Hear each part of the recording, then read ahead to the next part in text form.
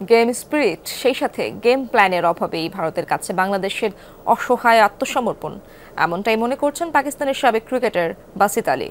ভারতের fighting spirit এবং game প্ল্যানের গুণগান করেন তিনি। সেই সাথে টাইগার বোলারদেরও প্রশংসায় ভাসিয়েছেন সাবেক এই পাক ক্রিকেটার।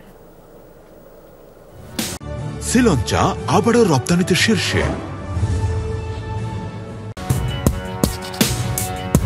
পাকিস্তানে ইতিহাস গড়ে সেই অনুপ্রেরণা নিয়েই ভারত সফরে টেস্ট খেলতে গিয়েছিল বাংলাদেশ।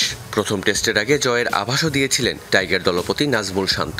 তবে চেন্নাই টেস্টের মাঠে ছিল না আত্মবিশ্বাসের ছিটে ফোটাও। ন্যূনতম প্রতিদ্বন্দ্বিতা করতে পারেননি শান্ত বাহিনী। ফলাফল 280 রানের বিশাল হার।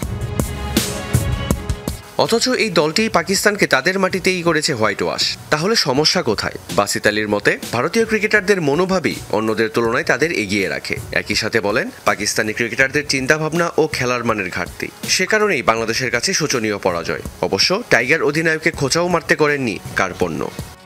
আমরা পার্থক্যটা জানি। ভারতের বিপক্ষে খেলা এই বাংলাদেশ দল পাকিস্তানের বিপক্ষে খেলেছে, তখন এমন মনে হয়েছে যে পাকিস্তান দল সব দিক থেকে পিছিয়ে আছে। এটা সেই বাংলাদেশ যারা পাকিস্তানকে ধবল ধলাই করেছে। পার্থক্যটা আসলে মনোভাব, চিন্তা আর মনে। টস জিতে শান্ত কেন বোলিং নিয়েছিল? মনে রাখবেন, যে দল টেস্টের প্রথম 2 ঘন্টার ফায়দা লুটতে চায় তারা জিতবে না, শেষ পর্যন্ত লড়াই করে জিততে হয়।